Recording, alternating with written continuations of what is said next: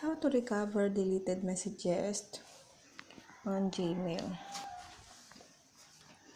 Well, paano ba natin mara-recover ang mga na-delete na message sa ating Gmail? Halimbawa, hindi natin sinasadyang ma-delete yung message na importante pala o kaya pinahiram natin itong phone natin sa ating friends o kaya kahit kanino man. Tapos, bigla nilang na-delete ang message sa ating Gmail.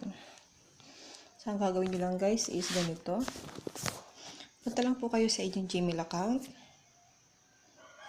Click nyo lang po ang inyong Gmail. Halimbawa, ayan. So, halimbawa guys, dito tayo sa kanyang dashboard. Tapos, halimbawa, mag-delete tayo ng isa. Okay? Halimbawa, yan, i-delete natin yan. Tap lang siya, tapos delete, ganyan. Halimbawa, na-delete siya. So, ngayon, paano natin siya, guys, maibabalik dito sa primary. So, ang gagawin nyo lang po is, punta lang kayo sa 3 lines, sa taas, sa left. Tapos dito, hanapin nyo po dyan, guys, ang trash. Click nyo lang yan.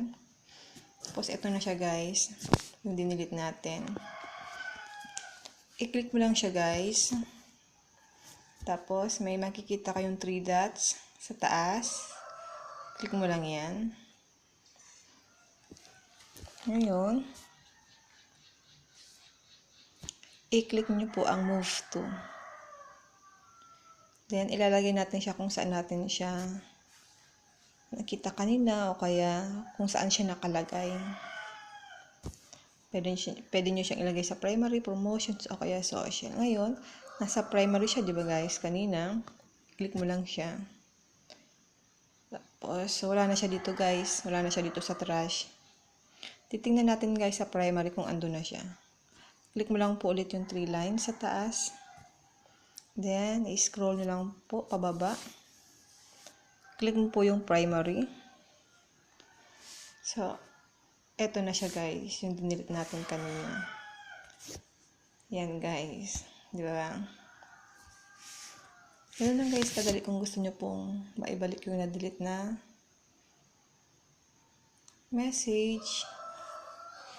Or kung na-delete na hindi nyo sinasadyang ma-delete, ganyan lang po guys ang gagawin nyo. Okay? So, thank you for watching. Sa mga hindi pa pala guys nakafollow sa aking social media accounts, ilalagay ko na lang po ang link sa description box para madali niyo pong makita. Okay po?